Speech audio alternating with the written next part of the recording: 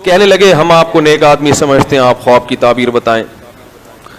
تو یوسف علیہ السلام نے کہا لا یاتیکما طعام ترزقانہ الا نبأتکما بتأویلہ قبل ان یاتیکما.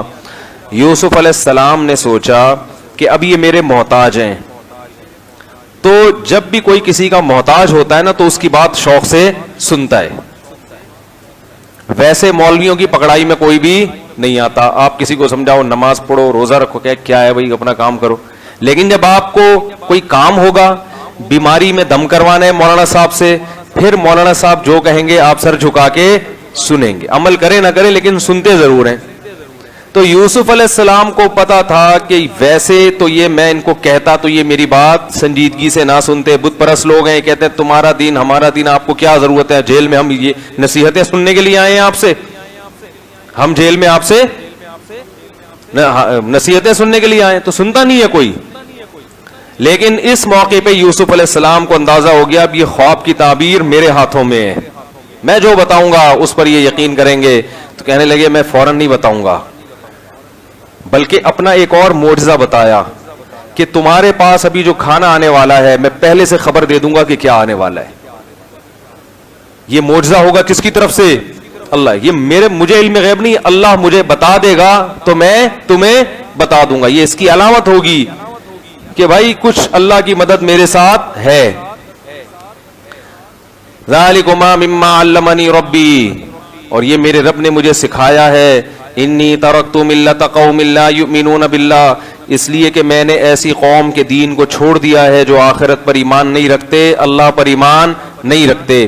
میں وہ چھوڑ چکا ہوں ایسی قوم کے دین کو جس کی یہ برکتیں ہیں کہ اللہ نے مجھے ایسے معجزے دیے. کیا مطلب تم بھی یہ دین چھوڑ دو؟ فوراً نہیں کہہ رہے تم چھوڑ دو, یہ طریقہ تبلیغ کا غلط ہوتا ہے. ابھی میں وہ بیٹھا آج کل صبح جی ٹی وی میں آ رہا ہوں نا, تو ایک صاحب نے میسج بھیجا کہ جن کے عقیدوں سے آپ سارا سال اختلاف کرتے رہتے انہی کے ساتھ بیٹھے ہوئے ہو. تو کسی بھی وقت کسی کے ساتھ بیٹھنے پر گورنمنٹ کی طرف سے کوئی پابندی نہیں ہے, سمجھ رہے ہو؟ اس کا اس سے تبلیغ سے کیا تعلق ہے؟ دوسری بات یہ کہ کسی کی غلط نظریہ سن کے ٹی وی میں خاموش رہنا یہ بھی اس کی علامت نہیں ہے کہ ہم اس کے نظریے سے متفق ہیں. وہ تو جب آپ کو بولنے کا موقع دیا جائے گا تو آپ بولیں گے, یہ تو ساری دنیا جانتی ہے. خاموشی وہاں گناہ ہے جب آپ کی خاموشی سے لوگ یہ سمجھ رہے ہوں کہ آپ اس کے نظریے سے متفق ہیں. ایسے موقع پہ خاموش رہنا یہ جائز نہیں ہے. باقی یہ کہ اگر علماء اس طرح آنا چھوڑ دیں گے تو باطل نظریات تو پوری دنیا کے سامنے پھیلتے رہیں گے, حق بات وہ بالکل دب کے رہ جائے گی. تو یہ مجبوری ہے, کوئی شوق سے نہیں جاتا انسان, جانا پڑتا ہے اس کو. تو خیر یوسف علیہ السلام نے موقع سے فائدہ اٹھایا, کہا انی ترکت ملت قوم لا یؤمنون باللہ, میں نے اس قوم کے دین کو چھوڑ دیا ہے جو آخرت پر ایمان نہیں رکھتے. واتبعت ملت آبائی, میں نے اپنے باپ دادا کے دین کو فالو کیا ہے. ابراہیم و اسحاق و یعقوب, جن کا نام ابراہیم ہے, اسحاق ہے اور یعقوب ہے. کیسے خاندانی باپ دادے اور پردادے, سب کا نسب بیان کر دیا. اور کیا ہے ہماری خصوصیت کیا ہے بھائی؟ میں اپنے باپ دادا کے دین پہ چلتا ہوں اور تمہارے جس قوم میں رہتا ہوں اس کے دین کو فالو نہیں کرتا, اپنے ابا دادا کے دین کو فالو کرتا ہوں. کیوں؟ اس لیے کہ ما کان لنا ان نشرک باللہ من شیء, کہ ہم اللہ کے ساتھ کسی کو شریک نہیں کرتے. ذالک من فضل اللہ علینا, یہ اللہ کا ہم پر بڑا فضل ہے کہ اللہ نے ہمیں شرک سے بچا لی. ابھی تک یہ نہیں کہہ رہے کہ تم بھی یہ کرو, اپنی خصوصیات بیان کر رہے ہیں کہ مجھے جو معجزے ملے اور میں جو خوابوں کی تعبیر بتاؤں گا اور بالکل درست نکلے گی, یہ فضل اللہ کا ہم پہ اس لیے ہوا ہے کہ ہم توحید پرست ہیں, دین ابراہیمی کو فالو کرنے والے لوگ ہیں. تو مطلب یہ تھا کہ تم چاہتے ہو اللہ تمہیں بھی نوازے تو اس طرف آ جاؤ, لیکن صراحتاً نہیں کہہ رہے ادھر آ جاؤ. تو حضرت یوسف علیہ السلام نے کہا, اب یوسف علیہ السلام کو پتا تھا کہ ایک ان میں سے رہا ہو جائے گا اور ایک لٹک جائے گا پھانسی پہ. وقال الذی ظن انہ ناجم منہما, جس کو رہائی ملنے والی تھی, یوسف علیہ السلام نے اس سے کہا اذکرنی عند ربک, جب تو رہا ہو جا تو بادشاہ کے سامنے جا کے میرا تذکرہ کرنا کہ جیل میں ڈال کے تو بھول گیا ہے. جیل میں ڈال کے کیا ہوا ہے؟ بھول گیا. کچھ تذکرہ کر دینا جا کے, میں نے تجھ پر احسان بھی کیا, تجھے خوشخبری سنائی ہے کہ رہا ہو جائے گا. اللہ تعالیٰ فرماتے ہیں کہ جب وہ رہا ہوا تو فانساہ الشیطان ذکر ربہ, بادشاہ کے سامنے یاد دلانے سے شیطان نے کیا کر دیا, اس کو بھلا دیا. کیسا ناشکر آدمی, دیکھو اتنی بڑی خوشخبری سنائی یوسف علیہ السلام نے, اپنا کام نکال لیا اور دوسرے کا کام یاد نہیں رکھا. اس لیے ہم کہتے ہیں ڈائری کا نظام رکھو اپنے پاس, کوئی بھی چیز حافظے میں نہ رکھو. شیطان یہاں سے نکالتا ہے, ڈائری سے چیزیں نہیں نکال سکتا. کوئی کام ہے بڑے سے بڑا, چھوٹے سے چھوٹا, ایک اپنے پاس بک رکھیں چھوٹی سی, اس میں یاداشتیں رکھا کریں. کتنا بڑا ظلم ہوا یوسف علیہ السلام کے ساتھ. فلبث فی السجن بضع سنین, اللہ فرماتے ہیں مزید چند سال یوسف علیہ السلام جیل میں پڑے رہے. یہ اللہ کی طرف سے آزمائش بھی تھی. پھر کیا ہوا, ایک دن بادشاہ سلامت صبح سو کے اٹھے. کیا ہو گیا بھائی, مسئلہ تو نہیں ہے. وقال الملک انی ارا سبع بقرات سمان یاکلہن سبع عجاف وسبع سنبلات خضر واخر یابسات. بادشاہ نے صبح اٹھ کے نا, جب عجیب خواب آتا ہے نا انسان کو کچھ احساس ہو جاتا ہے کہ یہ عام خواب نہیں ہے, اس کی کوئی تعبیر ہوگی. تو بادشاہ صبح اٹھا تو بادشاہ نے سارے درباریوں کو جمع کیا, جتنے وہ تھے نا بڑے بڑے لوگ, سب کو جمع کیا اور کہنے لگا کہ آج میں نے عجیب خواب دیکھا ہے. میں نے دیکھا 7 موٹی گائیں وہ 7 دبلی گایوں کو کھا رہی. وَسَبْعَ سُنبُلَاتٍ خُضْرٍ وَأُخَرَ يَابِسَاتٍ, اور 7 کوشے جو ہوتے ہیں نا گندم کے, وہ تر و تازہ کوشے جو ہیں, یہ 7 سوکھے کوشوں کو کھا رہے ہیں. یا ایھا الملأ, اے میرے درباریوں, بڑے بڑے پنٹر بیٹھے ہوئے یہاں پہ, پڑھے لکھے لوگ بیٹھے ہوئے ہو, افتونی فی رؤیایا ان کنتم للرؤیا تعبرون, اگر تم بھی کچھ خوابوں کی تعبیر جانتے ہو تو ذرا مجھے خواب کی تعبیر بتاؤ. اب انسان کی ایک فطرت ہے, جو چیز نہیں آتی وہ یہ نہیں کہے گا مجھے نہیں آتی ہے. یہ کہنا نا کہ مجھے معلوم نہیں ہے, یہ بڑے دل گردے کا کام ہے. امام مالک سے 36 مسائل پوچھے گئے تھے, ہر ایک مسئلے کے جواب میں انہوں نے کہا مجھے معلوم نہیں. 36 مسائل, حالانکہ کتنے بڑے امام, کتنے بڑے فقیہ. اور آج جس سے جو پوچھو, جتنا بڑا جاہل ہوگا وہ جواب لازمی دے گا. یہ کہہ دینا کہ مجھے معلوم نہیں ہے, یہ کوئی جہالت کی بات نہیں ہے. ہر وقت ہر چیز ہر ایک کو معلوم نہیں ہوتی, بعض وقت مستحضر نہیں ہوتی. تو وہ جو درباری تھے ان سے کہا کہ بھائی خواب کی تعبیر بتاؤ. اب ان کو کچھ سمجھ میں نہیں آ رہا, 7 موٹی گائیں 7 دبلی گایوں کو اور وہ یہ کیا ہو رہا ہے, ان کی کھوپڑی گھوم گئی. تو انہوں نے کہا کہ الغاث احلام, پراگندہ خیالات ہیں.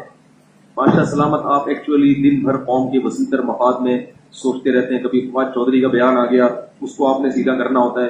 کبھی جناب وزیر خزانہ نے ہلال کمیٹی کی طرف سے کوئی فیصلہ آ گیا, اس کو آپ نے سیدھا کرنا ہے. کبھی IMF والے آپ کو پریشان کر رہے ہیں. تو یہ بہت ساری چیزیں آپ دن بھر سوچتے رہتے ہو. کبھی مسلم لیگیوں کی طرف سے یا JUI کی طرف سے دھرنے کا اعلان وہ اناؤنس کر دیا جاتا ہے. تو آپ کو اصل میں اتنی آپ کے اوپر ٹینشن, اس زمانے میں یہی جو بھی ہوتا ہوگا اپوزیشن, تو وہ آپ کو ٹینشن اتنی ہے کہ پراگندہ خیالات, مختلف کھچڑی پکے خواب میں آ رہی ہے. 7 موٹی گائے 7 دبلی گایوں کو ادھر خوشی, کیا ہو رہا ہے ڈرامہ. بلا موٹی گائے اور پتلی گائے, اور گائے کبھی گائے کو کھاتی ہے. شیر کھا رہا ہوتا تو چلو ہم کوئی تعبیر بھی بتاتے کہ بادشاہ ملک کو کھا رہا ہے. اگر شیر کھاتا نا تو میں ہوتا تو میں کہتا بھائی شیر تو آپ ہو. اگر آپ گایوں کو کھا رہے ہو, اور گائے تو معیشت کی علامت ہے نا.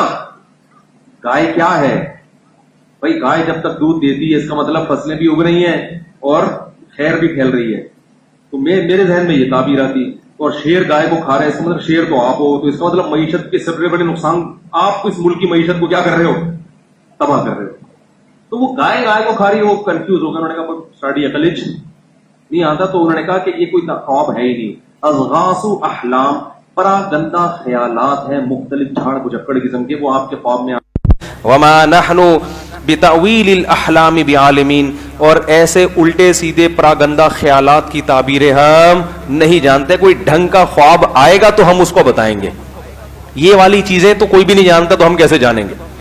قرآن کہتا ہے وقال الذی نجا منہما, وہ جو بیٹھا ہوا تھا نا, جو بادشاہ کو شراب پیالے بھر بھر کے پلاتا تھا, اس کو ایک دم یاد آیا, یار یہ خواب کی تعبیر تو میری بتائی تھی وہ بالکل صحیح نکلی.